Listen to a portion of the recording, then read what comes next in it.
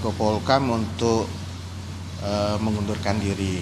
Jadi itu adalah hak dan pilihan politik dari Pak Mahfud pribadi. Jadi Presiden sangat menghargai keinginan itu. Tentu juga yang kedua adalah kita menghormati keinginan Pak Mahfud untuk bertemu dengan Presiden. Karena tadi disampaikan oleh Pak Mahfud, beliau ingin menyampaikan secara langsung surat pengunduran diri itu kepada Presiden. Ini sesuatu yang tentu saja harus kita hormati keinginan beliau. Dan kita tahu sekarang ini Presiden sedang berada di daerah dalam rangka kunjungan kerja dan beliau akan kembali besok malam ke Jakarta. Dan tentu setelah itu kita bisa tahu kapan bisa dijadwalkan pertemuan antara Pak Mahfud dengan Presiden. Gimana? Bisa saja ya, tergantung waktu yang dialokasikan, dijadwalkan untuk pertemuan itu ya, karena Pak Presiden juga mendaratnya mungkin malam juga ya. Tapi keinginan Pak Mahfud sudah disampaikan ke Presiden ya? Ya tentu keinginan itu sudah diketahui karena terpublikasi secara luas dan hari ini juga disampaikan oleh Pak Mahfud sendiri. Tetapi seperti yang tadi saya sampaikan, Presiden tentu menghormati keinginan dari Pak Mahfud untuk menyampaikan secara langsung surat pengunduran diri itu. Tapi ada kemungkinan bertemu di luar Jakarta, karena kemungkinan mungkin ada Pak Mahfud bisa balik ke Jakarta. Belum, karena Pak Mahfud juga ada agenda.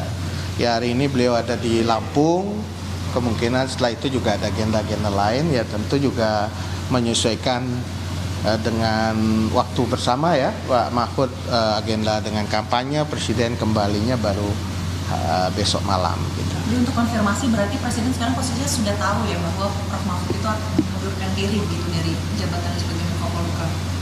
Baru tahu nanti setelah secara resmi kan, setelah beliau menerima surat pengunduran diri. Tapi dari informasi tentu sangat banyak yang sudah beredar. Dan hari ini sudah dinyatakan secara langsung oleh Pak Mahfud MD.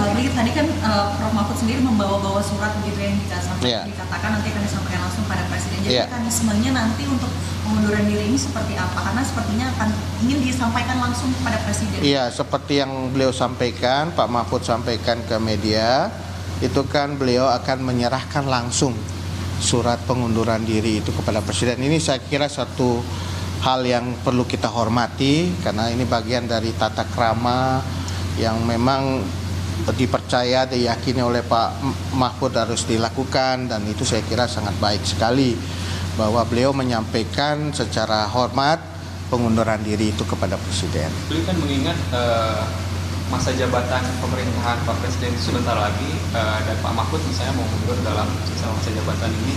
Adakah pertimbangan-pertimbangan dari Pak Presiden misalnya untuk jangan dulu deh atau kayak bisa bertahan dulu Pak? Iya, kemungkinannya ada atau tidak seperti itu? Apa karena ditahan oleh Presiden? Iya, apa karena menghormati keputusan politik aja? Iya, ini kan tentu kita harus juga menghormati keinginan dari Pak Mahfud ya. Jadi Pak Mahfud sudah menyampaikan surat pengunduran diri, tentu pertimbangan utama dari apa yang jadi keinginan dari Pak Mahfud itu.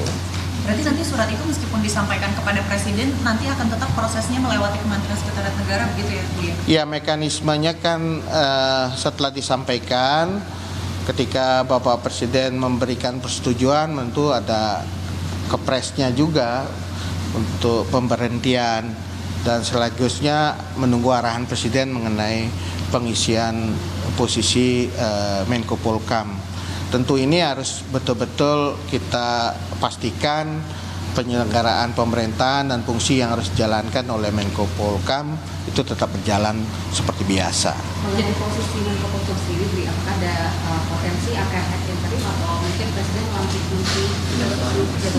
Kita tunggu arahan Presiden saja. Soal ini kan pengganti radar-radar untuk mencari nama-nama itu, apakah udah bilang dulu? Karena mungkin nggak bakalan gak bakalan mendadak gitu. Apakah udah ada nama-namanya atau dari parpol atau non parpol? Iya, Bapak Menko aja belum menyampaikan surat. Ya kita sudah berpikir soal pengganti. Kita hormati dari apa yang menjadi langkah Pak Menko Polhukam.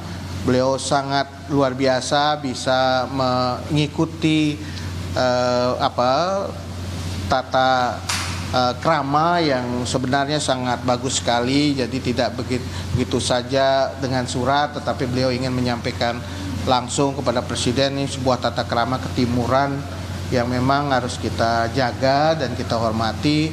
Ketika beliau ditunjuk oleh Presiden menjadi Menko Polhukam dengan terhormat, tentu berhentinya juga dengan hormat. Itu saya kira sebuah hal yang perlu kita hargai dan hormati. Dan kita belum membicarakan soal pengganti, karena beliau sendiri sudah baru akan menyampaikan berencana akan diterima oleh Bapak Presiden. Tapi ini pertanyaannya kan, ini kalau misalnya memang besok bertemu gitu, berarti kan tanda tangan surat untuk Presiden itu kemungkinan di tanggal 3 begitu ya. Sedangkan pemilu ini di tanggal 14 Februari. Bagaimana kemudian menjaga supaya pemilu ini bisa tetap damai?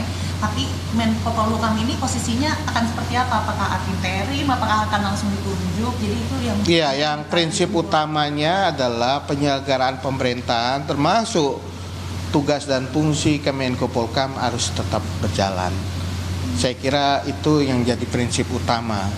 Mengenai siapa, apakah nanti akan ada menteri ad interim atau akan langsung definitif, itu akan menjadi bagian dari putusan dari Bapak Presiden yang kan segera akan disampaikan setelah beliau menerima Pak Mahfud. Jadi kita tidak membicarakan mengenai hal itu sekarang.